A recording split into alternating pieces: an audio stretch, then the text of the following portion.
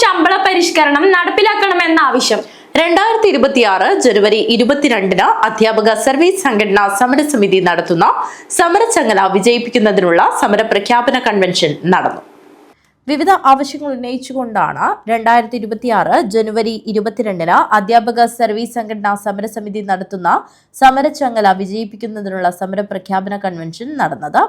കാഞ്ഞങ്ങാട് മടിക്കി കുഞ്ഞിക്കണ്ണൻ സ്മാരക ഹാളിൽ joint council സംസ്ഥാന സെക്രട്ടറി നരേഷ് കുമാർ കുന്നിയൂർ ഉദ്ഘാടനം ചെയ്തു. പണിയെടുക്കുന്നവരുടെ ഏറ്റവും അവസാനത്തെ സമരായുധം എന്ന നിലയിൽ നമ്മൾ ഒരു ദിവസം സൂചന പണിമുടക്കുന്നുണ്ട്. ഈ അനിശ്ചിതകാല പണിമുടക്കിലേക്കാണ് പോകുന്നത്. തീർച്ചയായിട്ടും നമുക്ക് ഈ ഗവൺമെന്റ് വലിയ പ്രതീക്ഷയാണ്.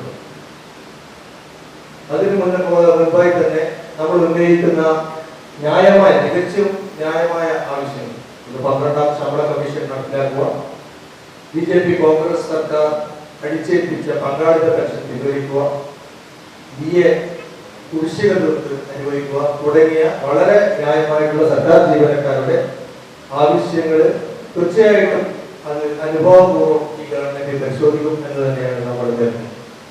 അതുകൊണ്ട് തന്നെയാണ് അനിശ്ചിതകാല പണിമുടക്കിലേക്ക് നമ്മൾ പോകാത്തത്.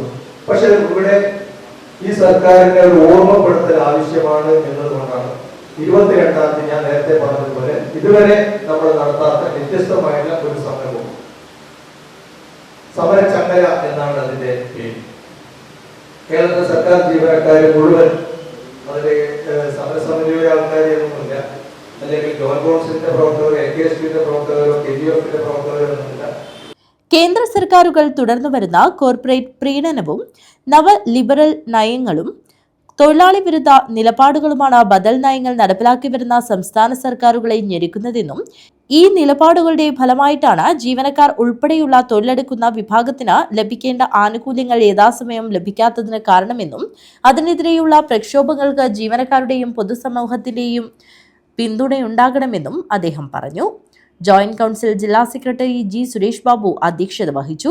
കൺവെൻഷനിൽ ജോയിന്റ് കൌൺസിൽ ജില്ലാ സെക്രട്ടറി ബാനം ദിവാകരൻ സ്വാഗതം പറഞ്ഞു. ജോയിന്റ് കൌൺസിൽ സംസ്ഥാന കമ്മിറ്റി അംഗം യമുന രാഘവൻ, സംസ്ഥാന കൌൺസിൽ അംഗങ്ങളായ SN Pramod, Preetha K, Sreeji Thomas തുടങ്ങിയവർ സംസാരിച്ചു.